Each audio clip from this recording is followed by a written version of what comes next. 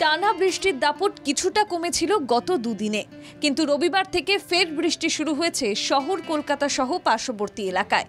পাশাপাশি বৃষ্টির পূর্বাভাস রয়েছে দক্ষিণবঙ্গের কয়েকটি জেলাতে। ঘূর্ণাবর্ত এবং অক্ষরেখার প্রভাবে আরও কিছুদিন এই বৃষ্টি চলবে। হাওয়া অফিস জানিয়েছে, বর্ষার বৃষ্টিতে কম বেশি সারা সপ্তাহ ধরেই ভিজতে পারে দক্ষিণবঙ্গ। তবে রবিবার কলকাতায় আপাতত বৃষ্টির জন্য সতর্কতা নেই। সোম এবং মঙ্গলবার শহরে বজ্রবিদ্যুৎ সহ বৃষ্টি হতে পারে। একই পূর্বাভাস রয়েছে হাওড়া, হুগলি, উত্তর চব্বিশ পরগনা এবং পশ্চিম বর্ধমানে। একটা আপার এয়ার সার্কুলেশন ফর্ম করেছে নর্থ ওয়েস্ট বে অফ বেঙ্গল এবং তার পার্শ্ববর্তী যে ওয়েস্ট বেঙ্গল এবং উড়িষ্যা কোস্ট আছে সেই জায়গায় এই সার্কুলেশনটা বা ঘূর্ণাবর্তটা মোটামুটিভাবে ভূপৃষ্ঠ থেকে 5.8 কিলোমিটার উচ্চতাতে রয়েছে। এইবার এই ঘূর্ণাবর্তটা আগামী 24 ঘন্টার মধ্যে একটা লো প্রেশার ফর্ম করবার সম্ভাবনা দেখা দিয়েছে। এবার যদি এই লো প্রেশার ফর্ম করে, তাছাড়া সার্কুলেশনটাও তো রয়েছেই, তার জন্য আগামী 3 দিন আমরা দক্ষিণবঙ্গে ভারী বৃষ্টিপাত পেতে পারি বলে সম্ভাবনা বা পেতে পারার একটা সম্ভাবনা তৈরি হয়েছে।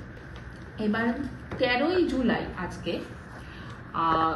মোটামুটিভাবে সবকটি দক্ষিণবঙ্গের সবকটি জেলাতেই বজ্রপাত সহ হালকা থেকে মাঝারি বৃষ্টির সম্ভাবনা রয়েছে।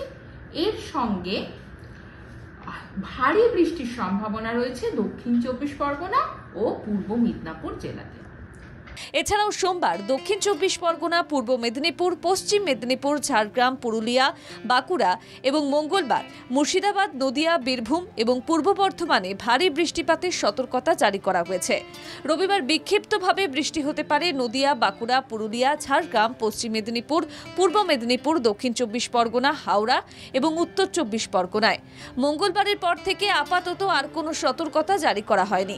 দক্ষিণবঙ্গের পাশাপাশি উত্তরবঙ্গে ভারী বর্ষণের সম্ভাবনা রয়েছে আরও কিছুদিন। রবিবার ভারী বৃষ্টি হতে পারে দার্জিলিং, কালিম্পং, জলপাইগুড়ি এবং আলিপুরদুয়ারে।